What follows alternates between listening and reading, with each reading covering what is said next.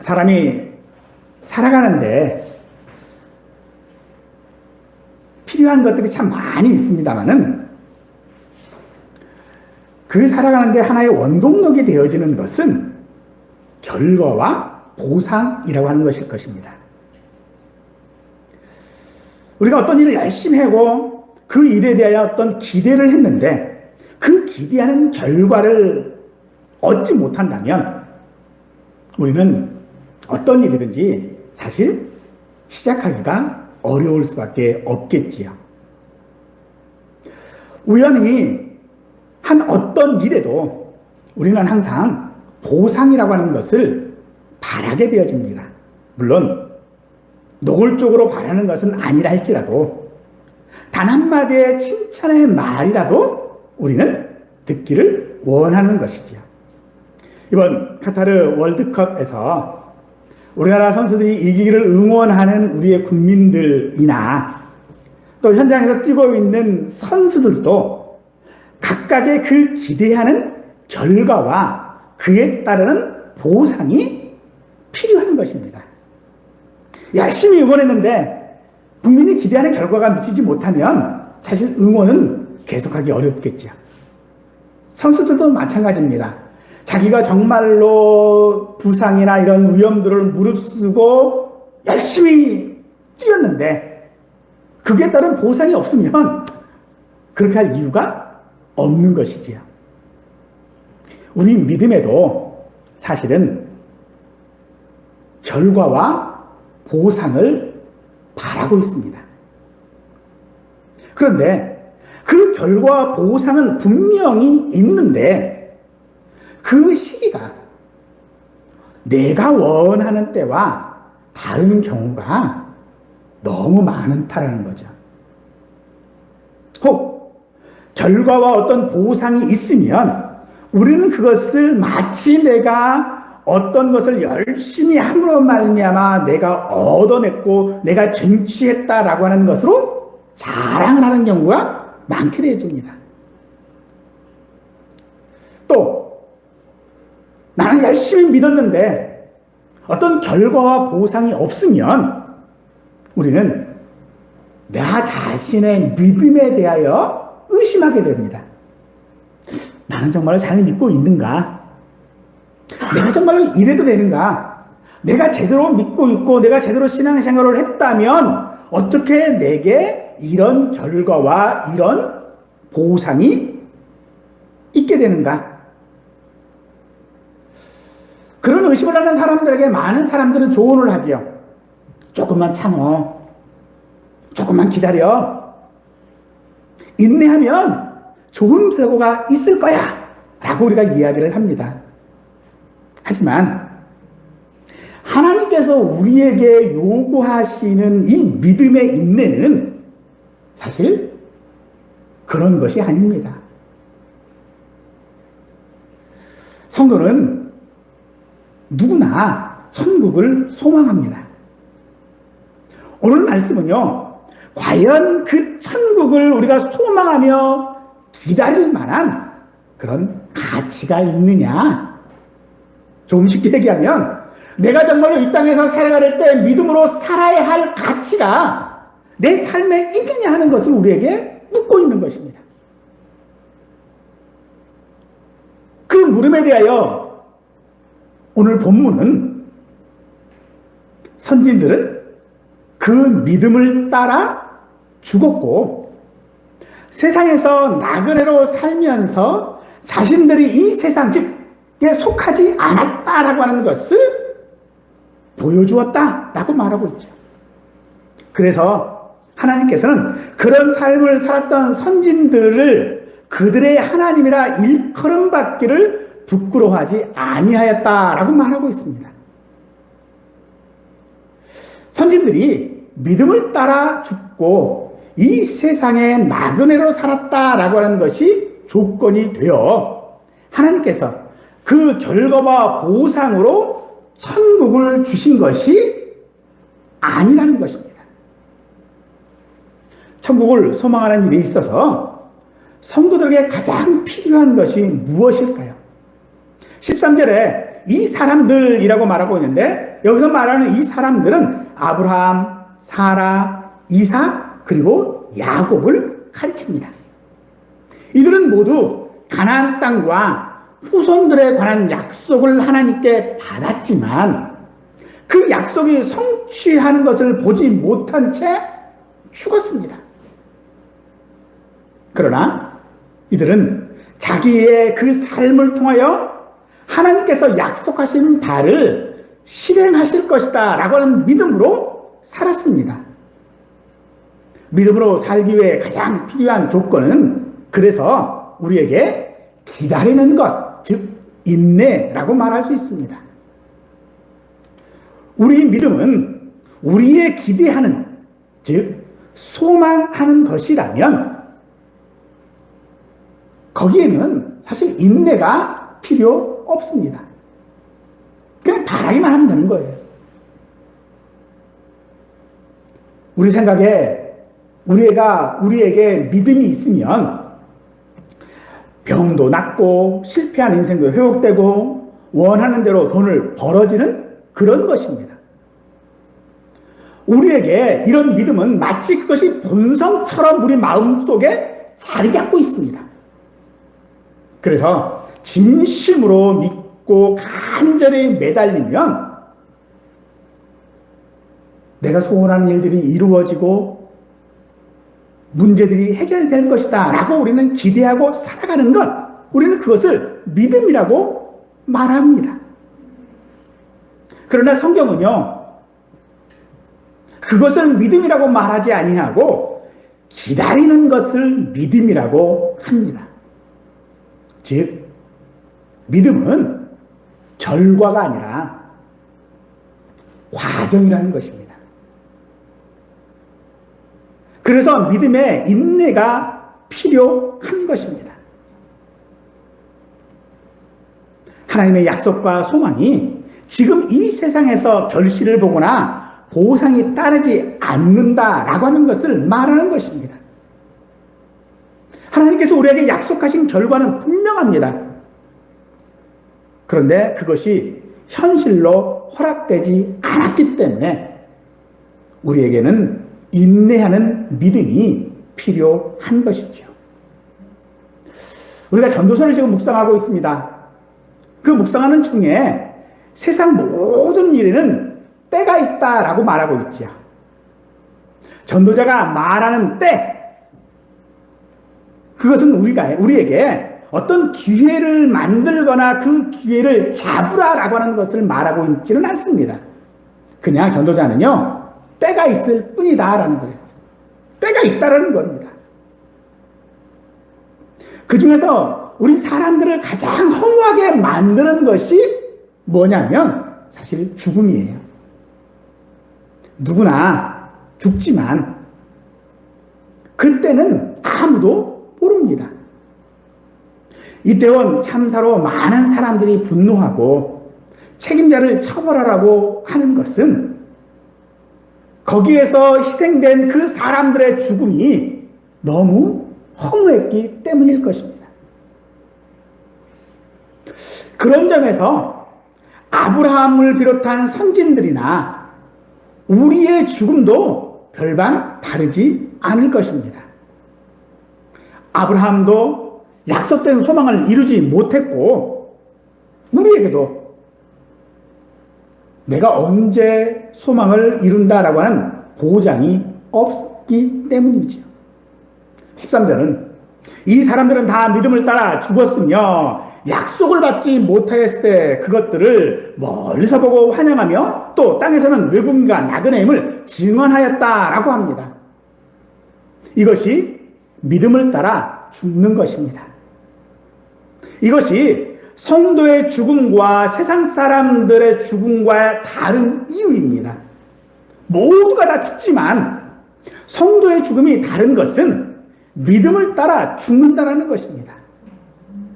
믿음을 따라 죽는다라고 하는 것이 무엇인가? 그것은 약속은 받았지만 그것을 이루지 못했다라는 겁니다. 단지 그것을 멀리서 보고 기뻐하고 또 땅에서 자신이 약속받았다라고 하는 것을 말하는 것을 성경은 믿음을 따라 죽었다라고 말하고 있죠. 이들은 하나님의 약속을 멀리서 보고 환영했습니다. 하나님의 약속은 우리의 삶의 전부를 변화시킬 수 있습니다만 이 하나님의 약속은 현재가 아니라 사실 미래의 것입니다. 이 말은 우리가 소망하는 건강이나 부나 행복은 현재 경험할 수 있는 것이 아니라는 것이죠. 그래서 어떤 사람들은요, 믿음이라고 하는 것을 어떤 현실에 대한 도피처처럼 사용하기도 합니다. 천국에 대한 소망이라고 하는 것을 현실을 외면하는 수단으로 사용하기도 한다는 것입니다. 왜요? 하나님의 약속은 지금 이루어지는 게 아니니까. 하지만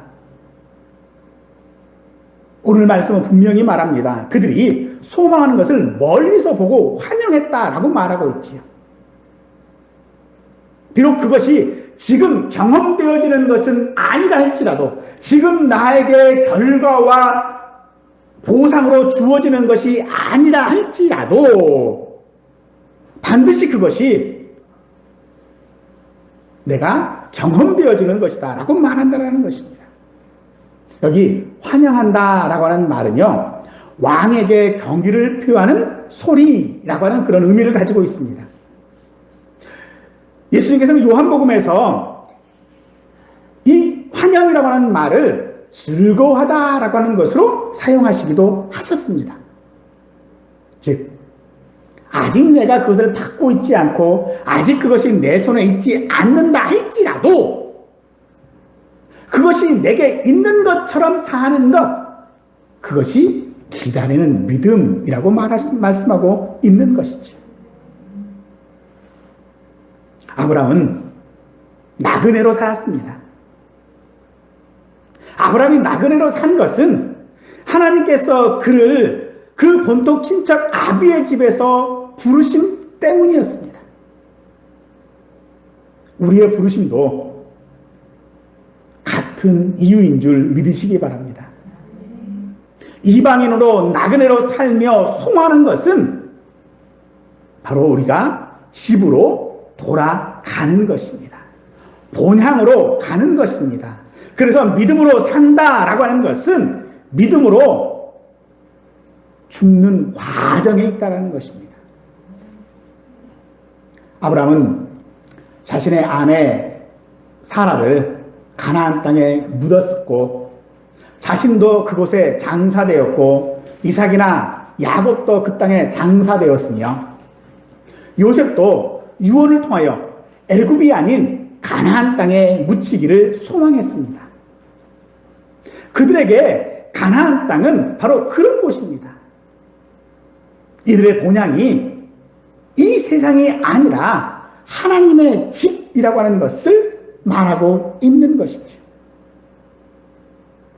그러므로 하나님의 약속이 성취되어지는 것은 우리의 믿음에 달려져 있는 것이 아닙니다.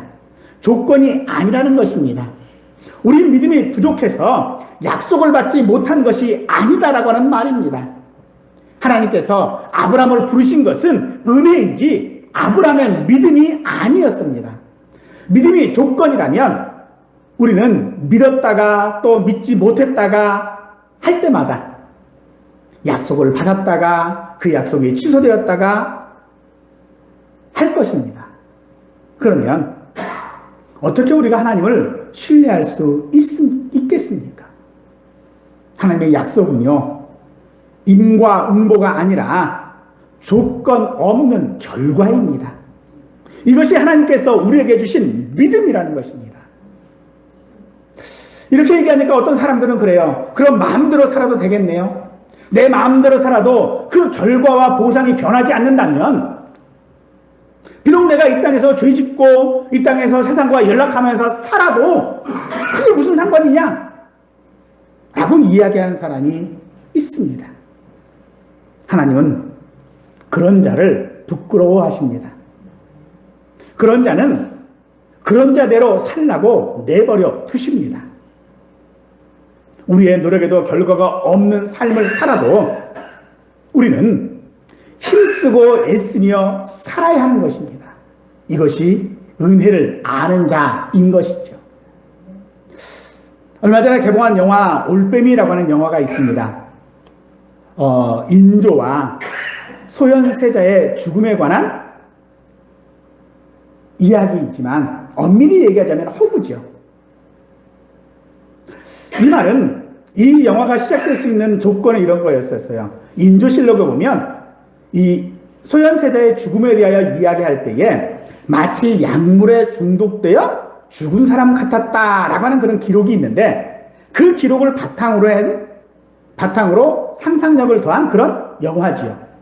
이 영화에 주맹증, 즉 낮에는 못 보고 밤에는 볼 수 있는 그런 의원이 있는데 이 의원이 소현세자의 독살 현장을 보게 되죠. 그런데 누구에게도 말할 수 없었고 또 누구도 믿지 않았습니다. 보지 못하는 자가 어떻게 볼 수 있냐는 것이죠. 그때 이 영화의 마지막 장면은 그거예요. 나는 보았다 라고 하는 겁니다. 이 말을 누구도 안 믿습니다. 믿을 수가 없습니다. 누구도 인정하지 않습니다.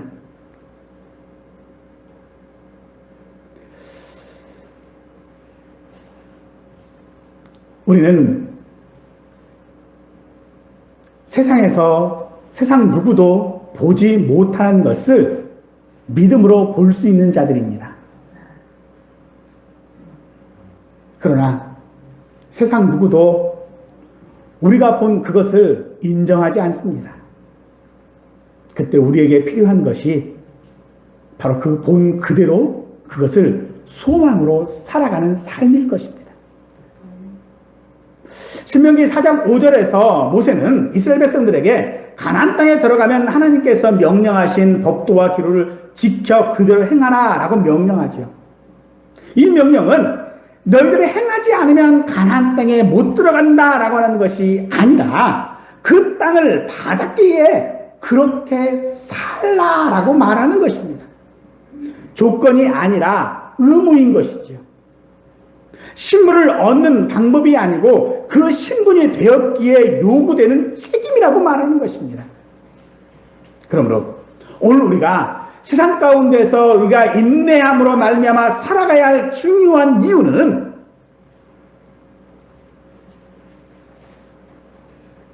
내가 어떤 보상이나 어떤 결과를 원해서가 아니라 그렇게 살아야 하는 것이 우리의 의무이고 우리의 책임이기 때문인 것이죠. 아브라함의 본향, 즉 집은 갈대아 우르나 하란이 아니었습니다. 또한 가나안 땅도 아닙니다. 우리 사람들에게는 향수라고 하는 것이 있지요. 고향을 그리워하는 것입니다. 향수라고 하는 정지용 시인의 시를 보면 이렇게 되어져 있지요. 넓은 벌 동쪽 끝으로 옛 이야기 지줄대는 실개천이 휘돌아 나가고 얼룩배기 황소가 햇설피 금빛 게으른 울음을 우는 곳 그곳이 차마 꿈엔들 이칠리야 라고 말합니다. 본향 그 향수를 가지고 있는 사람은요 꿈에도 고향을 잊지 못한다라는 겁니다. 여러분에게 고향은 어떤 곳입니까? 여러분에게 집은 어떤 곳입니까? 하루 일을 마치고 사람들은 집으로 돌아갑니다. 그런데 한번 상상을 한번 해보십시다. 하루 일을 마쳤는데 돌아갈 집이 없어요. 다른 얘기로 하면 이거예요. 인생을 다 마쳤는데 묻힐 땅이 없네요.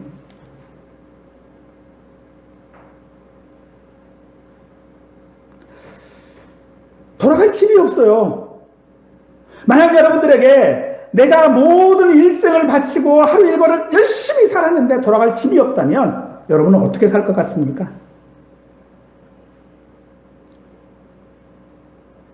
과연 돌아갈 집이 없는 사람이 하루를 열심히 살아갈까요? 돌아갈 고향이 없는데 열심히 살아갈 사람이 있을까요?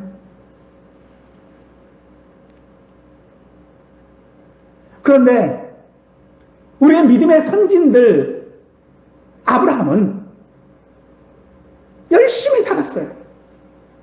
어떻게 해요? 나그네로 열심히 살았다라고 합니다. 왜 그렇게 살았습니까? 그의 집이 하늘에 있기 때문입니다. 그 집에는요, 안락한 소파가 있는 게 아닙니다. 우리가 돌아갈 집에는요, 따뜻한 스파 같은 그런 것을 즐길 수 있는 수영장이 있는 곳이 아닙니다. 우리가 돌아갈 집, 그곳에는요, 내 아버지이신 하나님이 계신 곳입니다. 하나님이 계신 곳, 그것이 곧 우리의 집이고 우리의 본향이라는 것이죠. 우리의 상상 속의 천국은 보상이 있고 세상에서 가장 좋은 것들만 있는 그런 곳일 것입니다. 왜 천국이 그런 곳일까요? 내가 이 땅에서 그런 곳에 살고 싶고 그런 보상, 그런 결과를 받고 싶기 때문입니다. 그래서 본향은 금이 환영하는 곳이고 그런 내가 환영받는 곳이 되어야 합니다. 하지만 성경은요, 본향을 그렇게 말하고 있지 않습니다. 본향은요, 내가 금이 환영하고 내가 환영받는 곳이 아니라 세상에서 좋은 것들로만 가득가득 찬 곳이 천국이 아니라 아버지가 있는 집이라고 말하고 있다는 것입니다. 아버지가 계신 곳이 좋은 곳이다라고 말하고 있는 것입니다. 환영받는 곳이 아니라 환영하는 것이어야 한다라고 말하는 것입니다. 아브라함은 자기의 고향에 대한 향수를 가지고 있지 않았습니다. 그래서 자기 아들 이삭의 아내를 구할 때에 종을 친척집에 보내지요. 그때에 종이 말합니다. 혹시 거기서 신부가 오기를 거절하면 내가 이삭을 데리고 그리 갈까요? 그러니까 아브라함이 뭐라고 그러죠? 그러지 말아라. 아내가 없으면 없었지. 이삭을 데리고 그리 가지 말아라고 말합니다.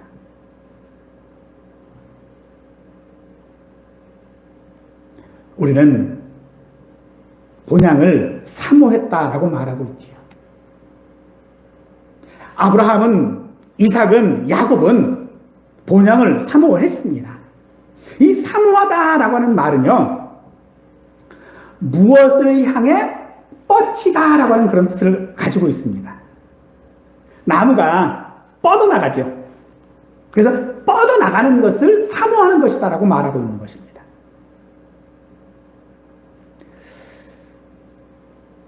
우리 본성에서 일어나는 향수를 외면하고 뿌리치다라고 하는 것이 사모하는 것입니다.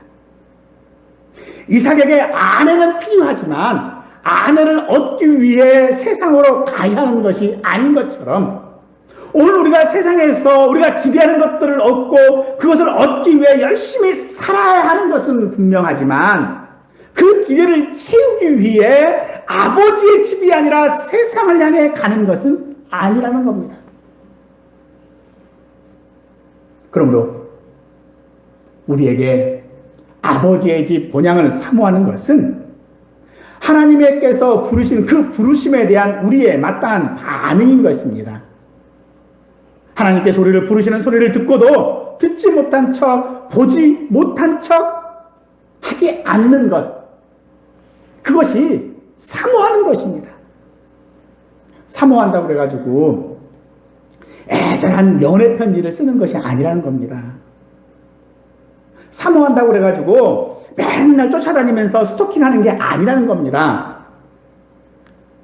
그것은 사모하는 것이 아니라 사실은요, 단지 소유하고 싶을 뿐인 것입니다. 그래서 사모한다는 것은요, 소유하고 싶은 마음이 아니라 향하여 나아가는 것입니다. 뻗치는 것이에요. 방향이라는 것입니다. 이것은 마치 내가 소유한 것이 아님에도 불구하고 소유한 것처럼 사는 것이에요. 여러분은 무엇을 소유하고 싶으십니까? 세상의 모든 것들을 다 소유하고 싶으십니까? 세상에 바라는 것들을 소유하고 기대하기를 원하십니까? 하지만 하나님께서 우리에게 소유하기를 원하시는 것은 이미 하나님께서 우리에게 약속하셨습니다. 우리는 그 약속에 대하여 마땅히 하나님 앞에 응답해야 하는데 그 응답이 뭡니까? 하나님의 부르심에 네 하고 달려가는 것입니다. 그런데 아직 그 품에 안긴 게 아니에요. 그래서 우리는요, 지금 믿는다고 하는 것은요, 이 땅에 내가 세상 사람의 나그네로 살아간다라고 하는 것은요, 달려가는 중이라는 겁니다. 달려가는 중. 여러분들, 식물을 키우는 걸 보면 그 중에 분재라고 하는 것이 있어요. 아주 작은 화분에다가 나무를 키우는데 어쩜 그렇게 나무를 이쁘게 키웠는지 몰라요. 이 분재를 할 때 가장 중요한 것이 하나가 있어요. 보통 우리가 나무를 가꿀 때 뭘 하죠? 가지치기를 해요. 그래서 모양을 잡지요. 그러나 분재에는요, 가지치기가 중요한 것이 아니라 그것이 자라나도록 방향을 잡아주는 그게 중요해요. 그래서 방향을 잡아줘요. 그래서 분재에 보면요, 항상 무슨 철사 같은 걸 이렇게 감아놨어요. 그게 뭐냐면 방향을 잡아주는 거거든요. 뻗쳐나가는 그 길을 잡아주는 게 중요하다는 것이에요. 그렇습니다. 오늘 우리의 믿음도 그렇게 뻗쳐나가는 방향을 잡는 것이 우리 삶이어야 하는 것입니다. 그러므로 오늘 우리가 인내하고 기다린다라고 하는 것은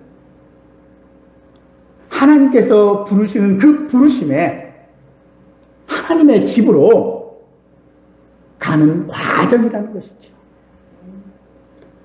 하나님의 집으로 그런 과정 가운데에 우리에게는요, 때로는 아픔도 있을 것입니다. 때로는요, 유혹도 있을 것이고요. 크고 넓은 길도 있고 중간에 맛집도 있고 휴양지도 있고 별거 다 있을 겁니다. 때로는요, 다리가 아파 쉬어야 할 때도 있을 것이고요. 때로는 유혹에 넘어가기도 할 것이고, 때로는 잠시 맛있는 음식 냄새에 한자리를 차지하고 앉아 있을지도 모릅니다.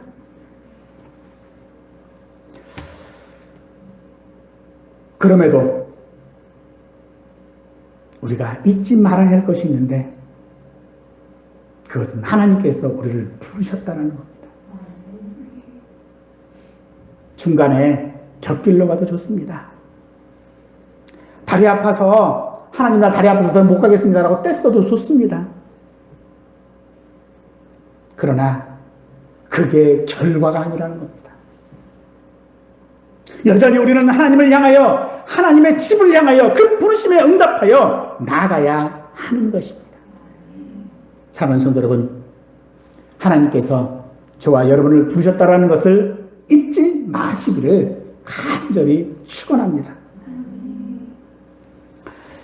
그래서 성도가 세상에서 살아갈 때에 믿음으로 산다라고 하는 것은 하나님을 소망하는 것입니다.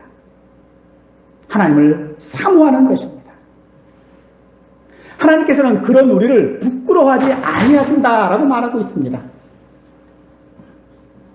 그냥 두세요. 부끄러워하지 아니하신다라고 말하고 있습니다.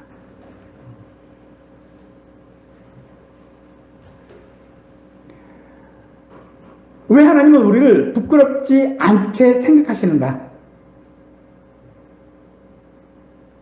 하나님께서는 자신을 아브라함 하나님, 이삭의 하나님, 야곱의 하나님이라고 하셨습니다. 이 말은요, 그냥 우리식으로 얘기하는 거예요. 내가 제 아버지야 라고 하는 말입니다. 하나님께서는 나그네로 살았던 아브라함을 부끄럽게 생각하지 않으셨습니다. 평생 살아도 그 결과가 자기가 묻힐 작은 땅뿐이었습니다. 야곱도 바로 앞에서 자신의 삶을 험악한 세월이라고 말했습니다. 한마디로 험악하게 살았고 열심히 살았고 했는데 그냥 나그네였고 결과가 없다라는 그런 말이죠. 그렇게 죽는다면 얼마나 허무할까요?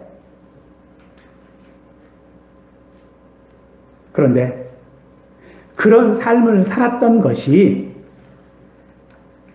하나님을 사모하는 믿음 때문이었다라고 한다면, 그래서 하나님은 아브라함을 부끄럽게 여기지 아니하시고 그들의 하나님이라고 자랑하시는 것이라면, 여러분, 우리의 삶의 결과는 무엇입니까? 아브라함이 그의 모든 삶 가운데서 아무것도 내세울 것이 없는 삶을 살았음에도 하나님께서 그 삶을 부끄러워하지 아니하셨다면 오늘 우리의 삶은 어떨까요? 오늘 우리의 삶도요, 아무것도 없어요.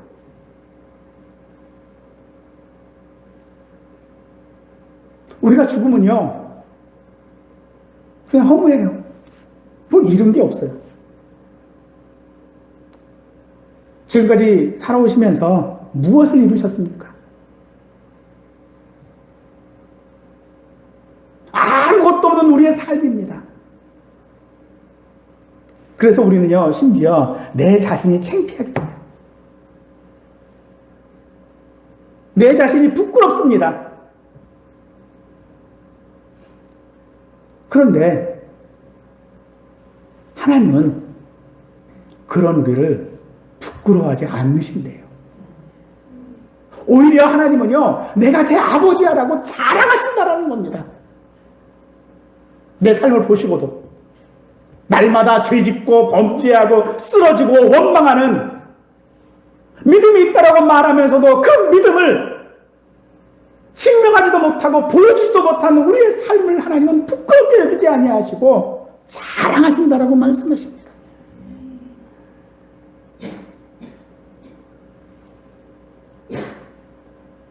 왜 그러십니까?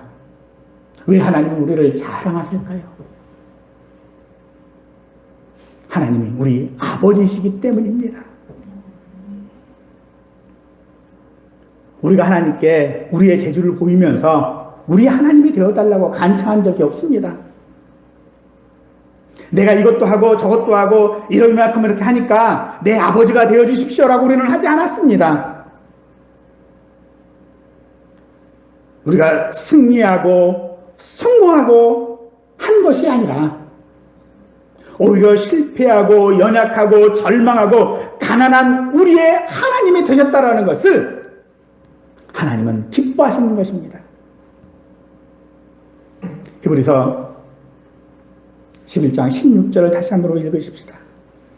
이러므로 하나님이 그들의 하나님이라 일컬음 받으심을 부끄러워하지 아니하시고 그들을 위하여 한 성을 예비하셨느니라.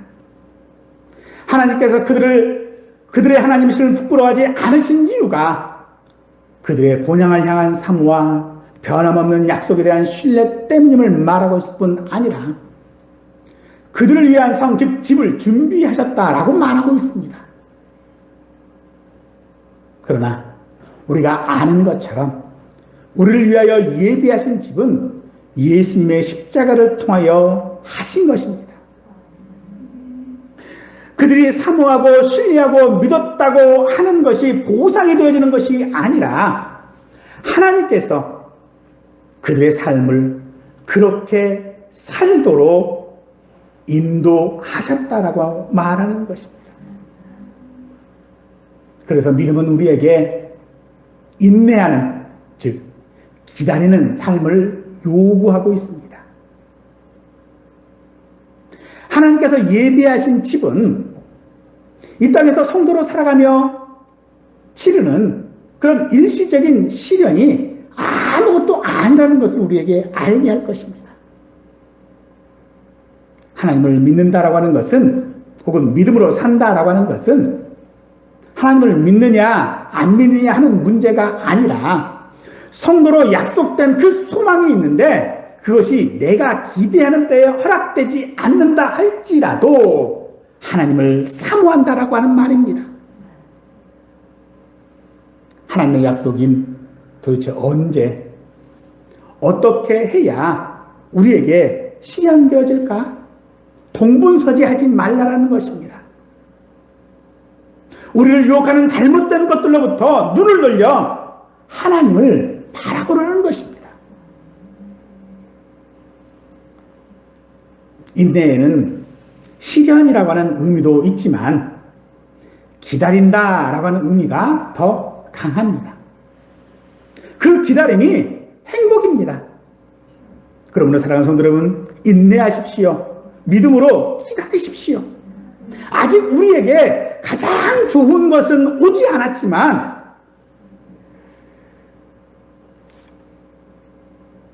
천국은 우리에게, 하나님의 약속은 우리에게 이 땅에서 우리가 나그네로 살며 살아가기에 넘치는 가치를 주기에 충분합니다.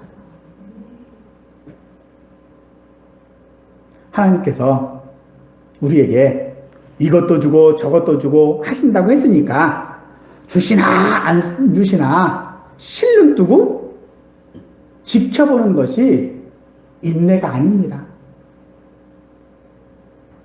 언제 주시나 팔짱 끼고 있는 게 인내가 아닙니다. 그것이 기다리는 것이 아닙니다. 마치 우리는 하나님께서 우리에게 인내하라고 하시니까 이렇게 생각하기도 해요. 강아지한테 간식을 딱 내보이면서 얘기하죠. 기다려. 그러죠. 그럼 강아지가 기다립니다. 강아지가 기다리는 이유는 뭐예요? 간식 먹으려고.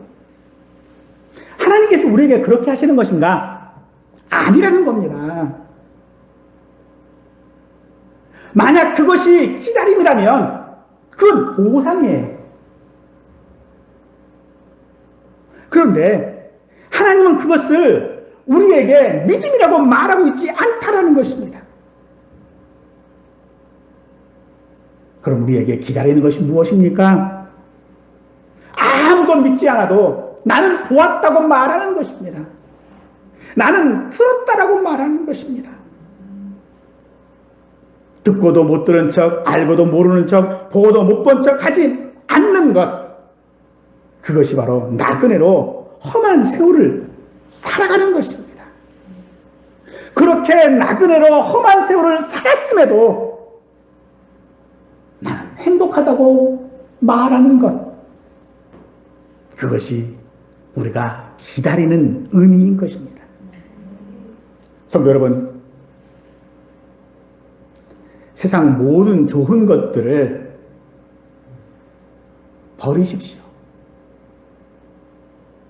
우리에게 가장 좋은 것은요, 우리의 아버지 되시는 하나님께서 주시는 것이고,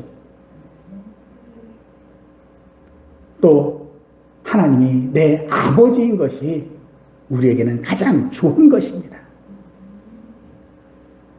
그 하나님께서 무엇보다 우리의 모든 삶들을 인도하시려고 우리를 부르셨습니다. 그러니 그 부르심에 인내하심으로 아버지의 집으로 달려가실 수 있기를 바랍니다.